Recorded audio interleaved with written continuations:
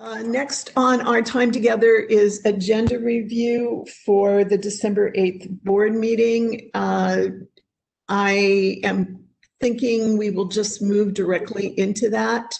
So for the record, as I call that meeting to order, calling to order the agenda review meeting of the Community College District Governing Board for today, December 1, 2020.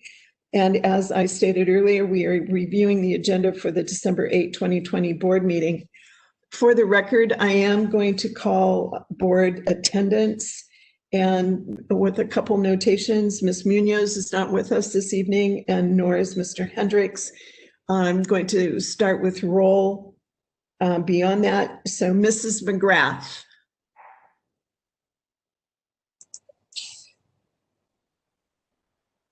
Mrs. McGrath, I know you're out there. Need you to just say you're present. I'm present. I had Perfect. Muting. Perfect. Dr. Narini. I'm here. Mr. Saar. I'm here. Dr. Thor. Present. With my presence, I believe Ms. Nguyen is not present, but Ms. Nguyen. So with that, I'm noting that 5 of the board members are present for the agenda review session. So moving on, in front of you is, or somewhere, is the agenda for the December 8th meeting. As you can see, we'll move through the traditional general items as noted. Then we'll have citizens interim, and then we'll move on to consideration of the consent agenda. So I will call each item and ask for comment if anyone has one. On the action item 10.1, any comments or questions?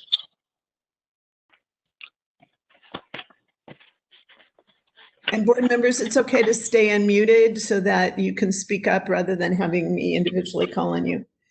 Items 11.1, approve the Healthcare United at Gateway Community College Clinic biannual report for 2020. Any comments or questions?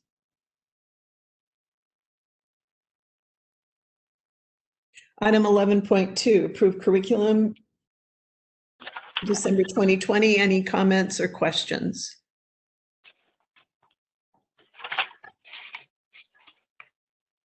Moving on, item 12.1, approves Scottsdale Community College key card access control system replacement. Any comments or questions?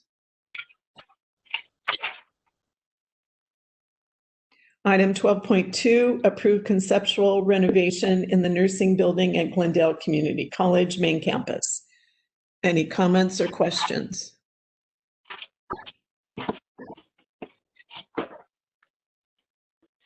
Item 13.1, approve benefit vendors and plan year change July 1, 2020 to December 31, 2021.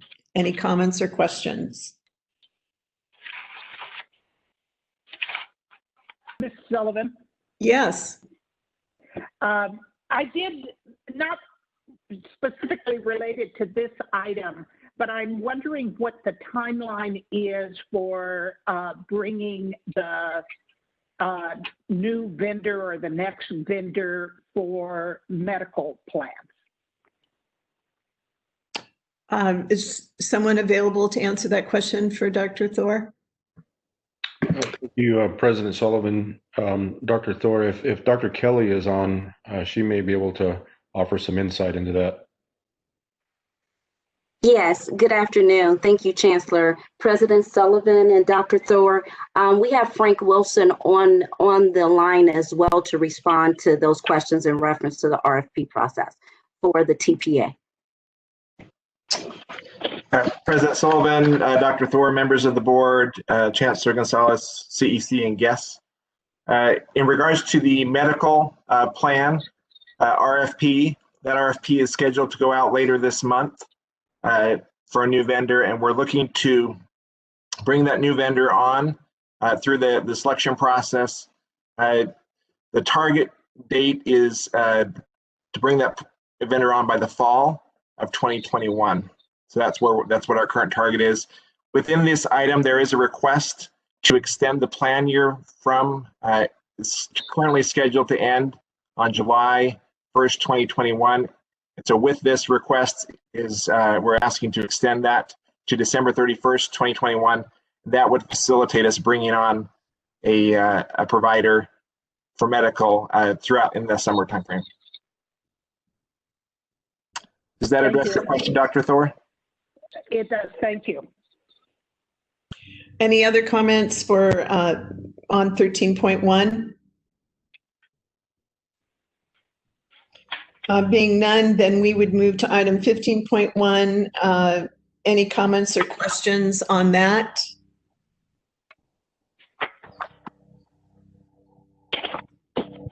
Yes, I would like to know what our turnover rate is. You know what, could you repeat the question? What is our turnover rate among employees? Okay.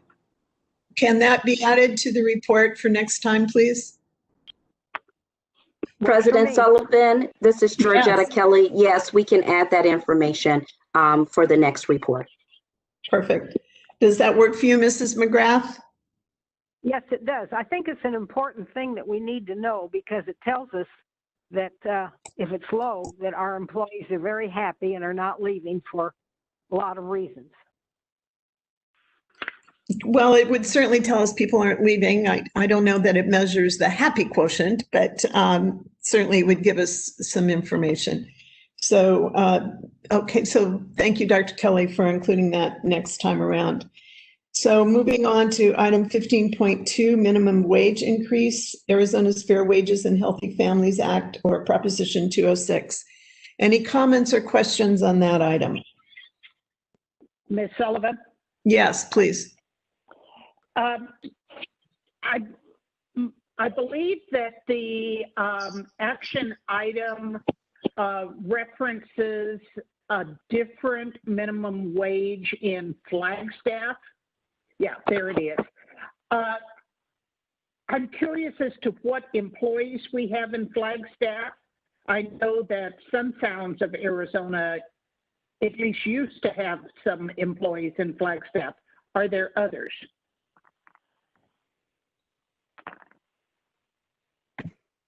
President Sullivan, Dr. Thor, we would have to gather that information. We can pull a report and provide that information to the board for you. Okay, because there must be some reason that we have singled out Flagstaff. Yes, and I also think it was part of the state's provision, so we will definitely gather that information for you. Okay, thank you. And just as a comment, as you're gathering that information, that would be made available for comment at the board meeting as opposed to sending it out in an email. Yes, ma'am. We will provide that information, President Sullivan, and be prepared to respond to questions at the meeting. Okay, perfect. Thank you. It's not on consent agenda, so it'll be fine. Moving to Business Services 16.1, the burn report, that will be to review budget analysis, report Fund 1, General and Restricted Fund. The report will be presented, and not at this meeting, but will be presented at the January 26, 21 regular board meeting as a point of information. Any comments on that delay or question about that?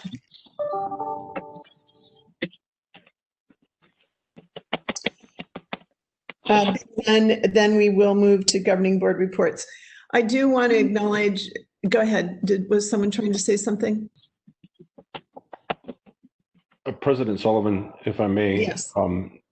Because this is under monitoring reports and Dr. Thor brought it up earlier during the work session on the question of the monitoring report that the board typically receives in November. Yes.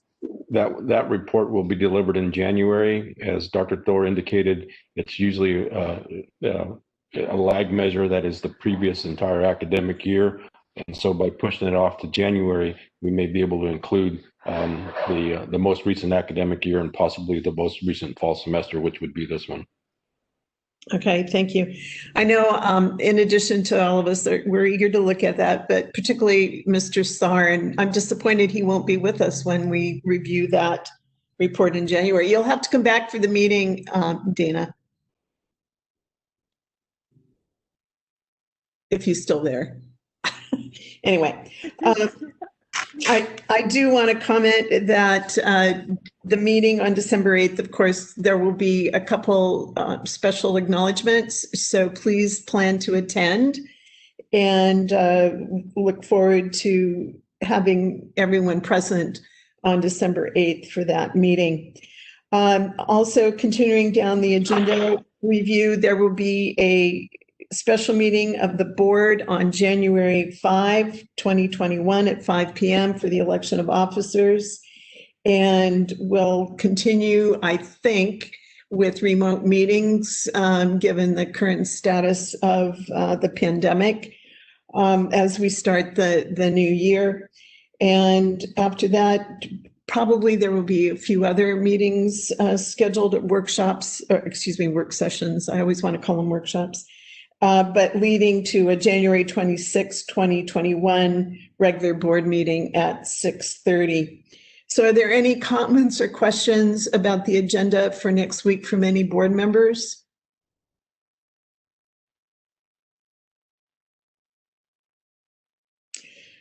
Silence is golden. So I'm going to take that as no questions or concerns. So with that, I'm going to adjourn our agenda review for this evening and hope everyone has a really good week and stay healthy and well out there, folks. So good night. Thank you all for attending.